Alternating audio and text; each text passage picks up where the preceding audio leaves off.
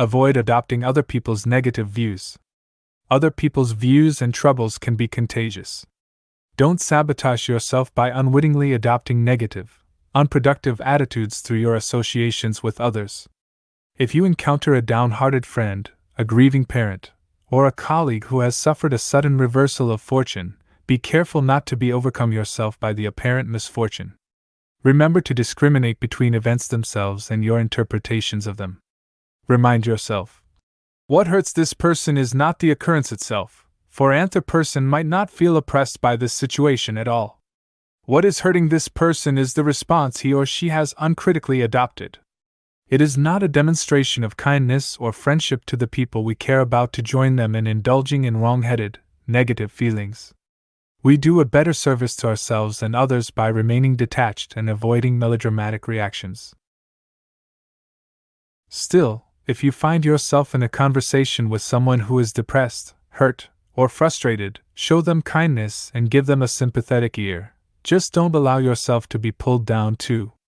Act well the part that is given to you. We are like actors in a play. The divine will has assigned us our roles in life without consulting us. Some of us will act in a short drama, others in a long one.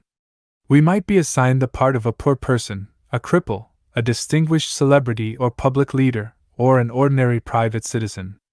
Although we can't control which roles are assigned to us, it must be our business to act our given role as best as we possibly can and to refrain from complaining about it.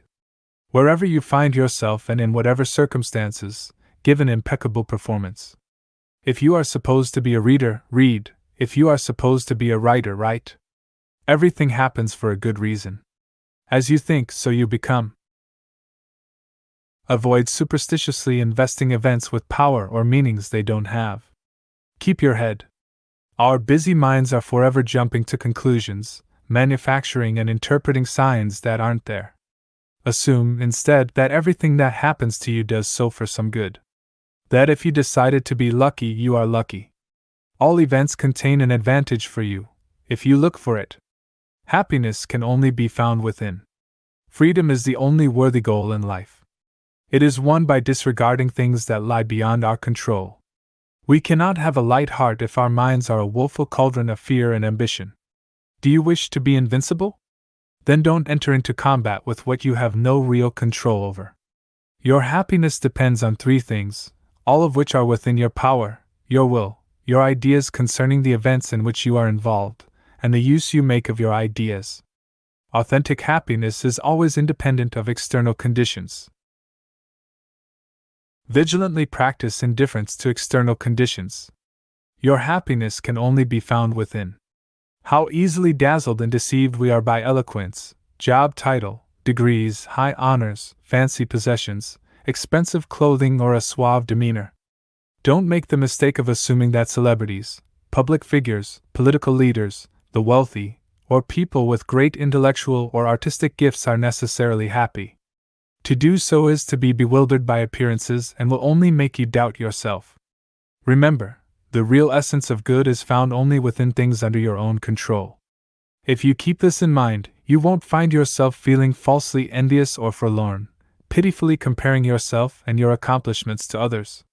Stop aspiring to be anyone other than your own best self, for that does fall within your control. No one can hurt you. People don't have the power to hurt you.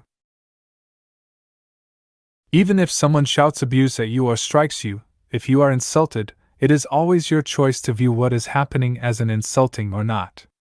If someone irritates you, it is only your own response that is irritating you.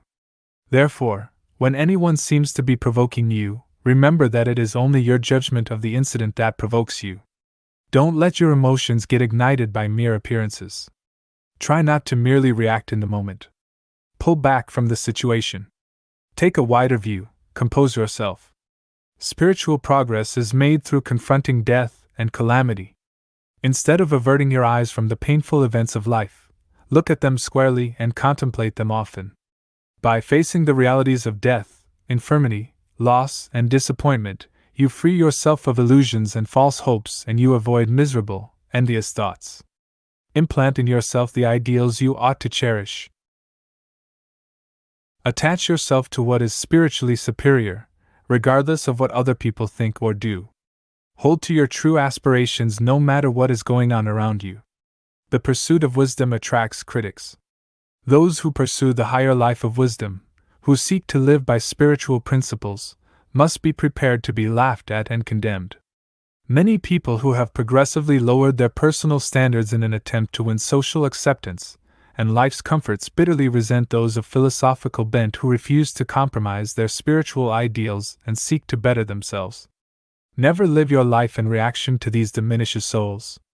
Be compassionate toward them, and at the same time hold to what you know is good. When you begin your program of spiritual progress, chances are the people closest to you will deride you or accuse you of arrogance. It is your job to comport yourself humbly and to consistently hew to your moral ideals. Cling to what you know in your heart is best. Then, if you are steadfast, the very people who ridiculed you will come to admire you.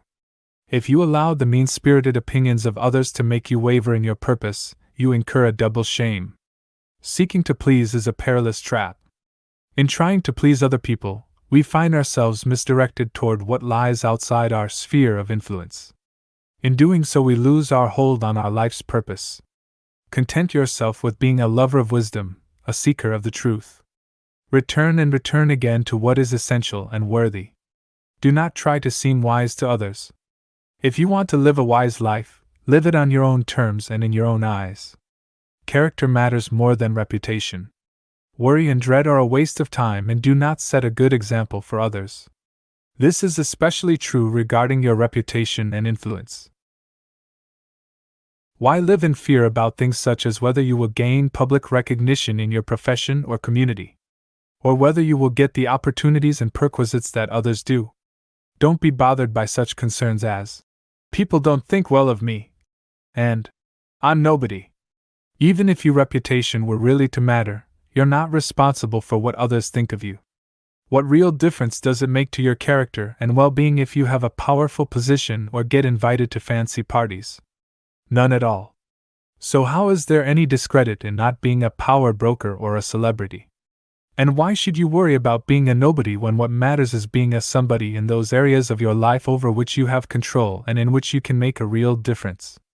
But without power and repute I won't be able to help my friends, you might say. It's true that you won't give them access to money or the halls of power. But who really expects that such assistance is yours to give and not for others to provide? Who can be expected to give anything that they don't have?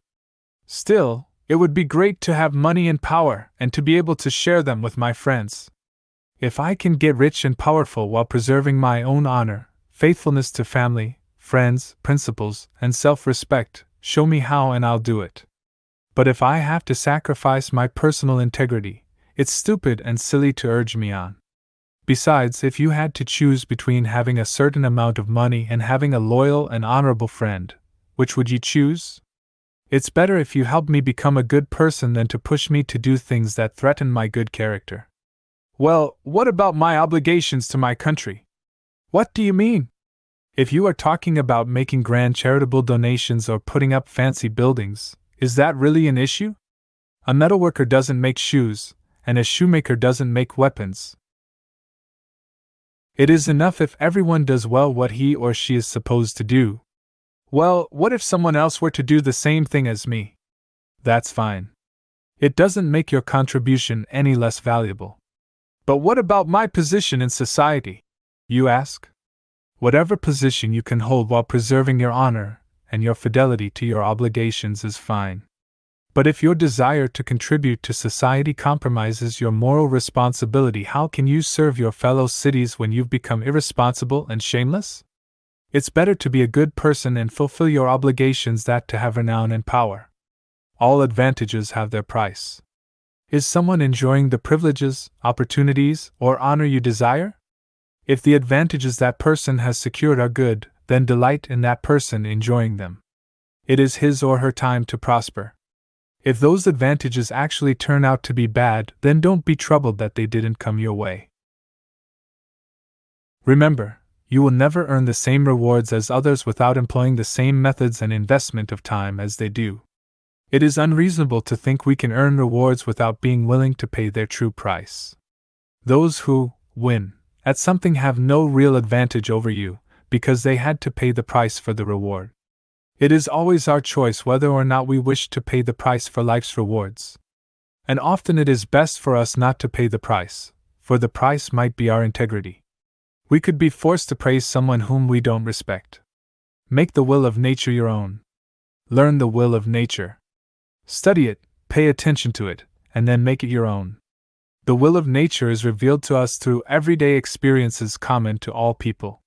For example, if a neighbor's child breaks a bowl, or some similar thing, we readily say, "These things happen." When your own bowl breaks, you should respond in the same way as when another person's bowl breaks. Carry this understanding over to matters of greater emotional import and worldly consequence. Has the child or spouse or other dear one of another person died? Under such circumstances, there is no one who would not say, "Such is the cycle of life. Death happens. Some things are inevitable." But if our own child or dearly beloved dies, we tend to cry out, "Woe is me! How miserable I am!" Remember how you feel when you hear the same thing concerning other people. Transfer that feeling to your own current circumstances. Learn to accept events, even death, with intelligence. Self-mastery is our true aim. Evil does not naturally dwell in the world, in events, or in people. Evil is a byproduct of forgetfulness, laziness, or distraction. It arises when we lose sight of our true aim in life. When we remember that our aim is spiritual progress, we return to striving to be our best selves. This is how happiness is won. Treasure your mind, cherish your reason, hold to your purpose. Don't surrender your mind.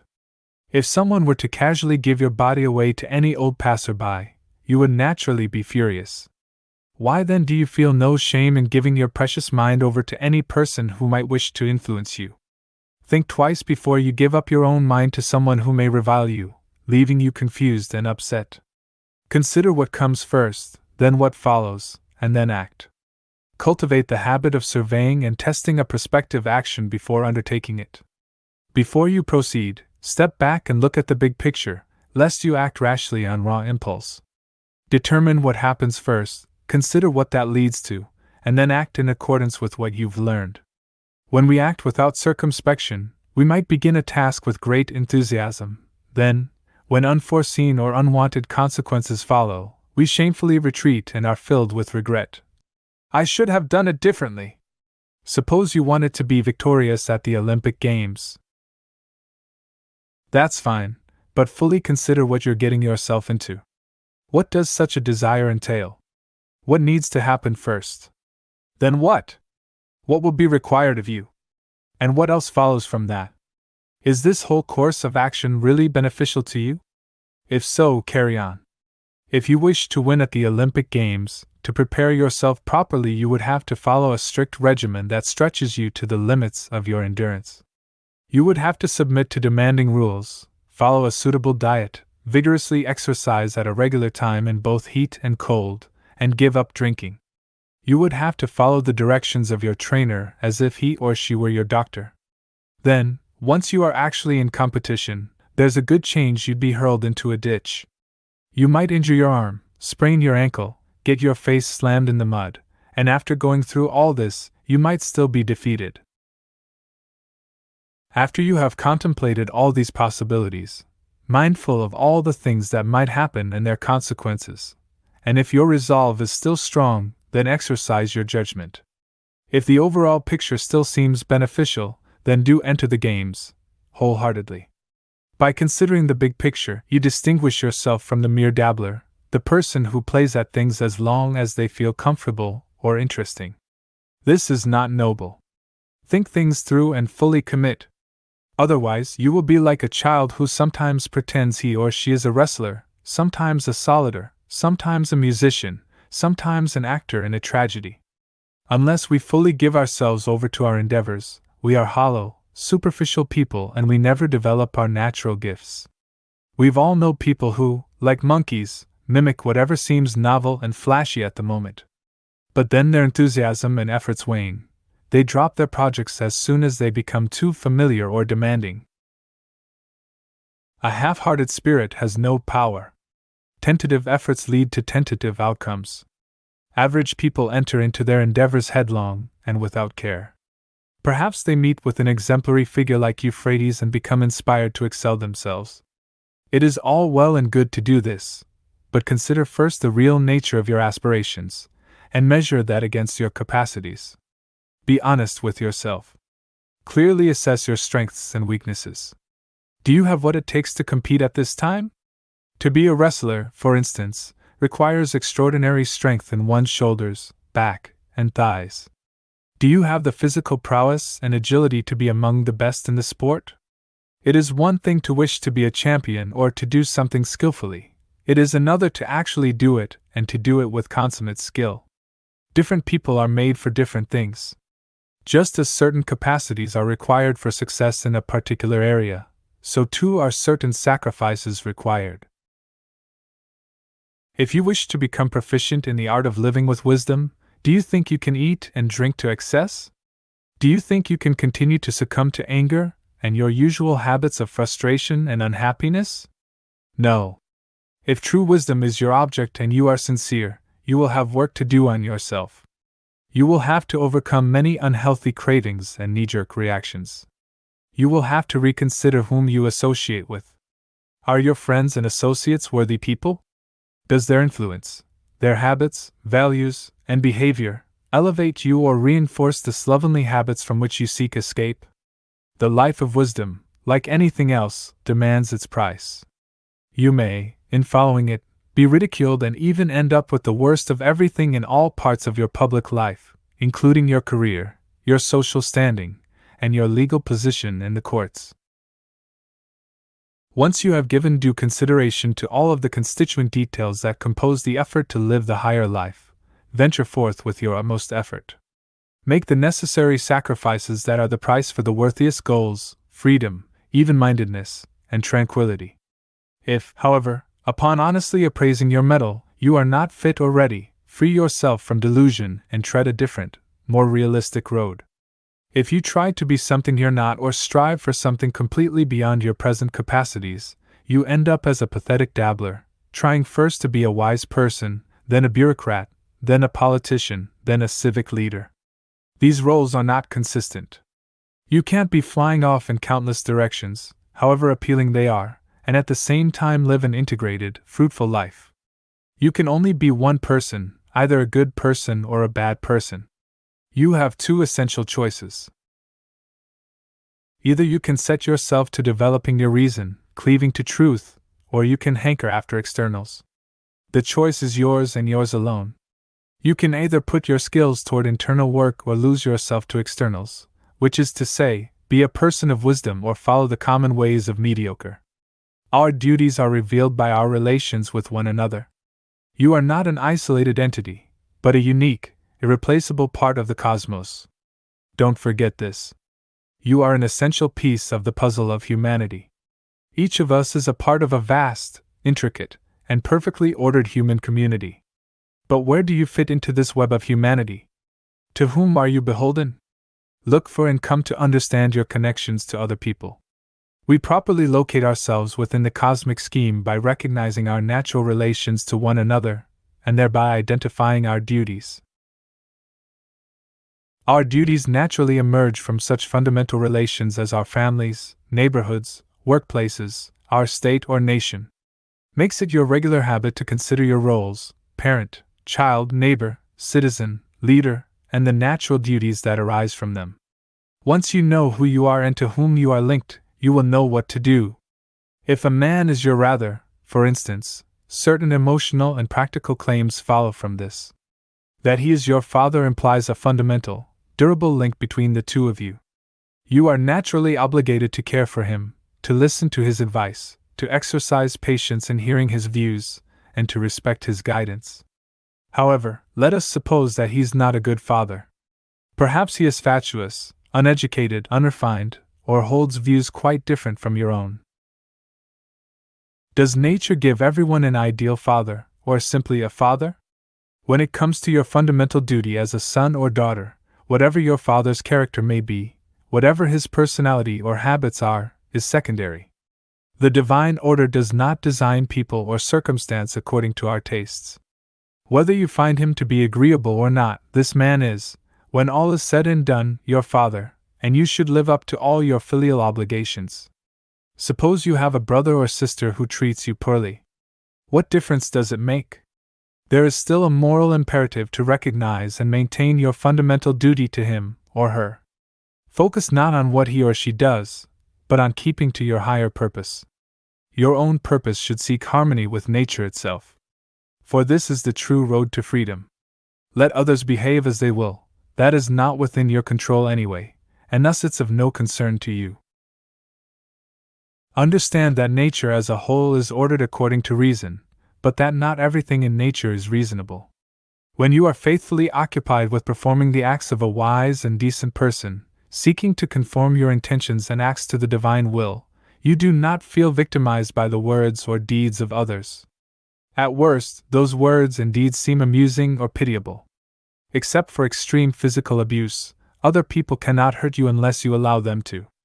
And this holds true even if the person is your parent, brother, sister, teacher, or employer. Don't consent to be hurt, and you won't be hurt. This is a choice over which you have control. Most people tend to delude themselves into thinking that freedom comes from doing what feels good, or what fosters comfort and ease. The truth is that people who subordinate reason to their feelings of the moment are actually slaves of their desires and aversions. They are ill-prepared to act effectively and nobly when unexpected challenges occur, as they inevitably will. Authentic freedom places demands on us. In discovering and comprehending our fundamental relations to one another, and zestfully performing our duties, true freedom, which all people long for, is indeed possible.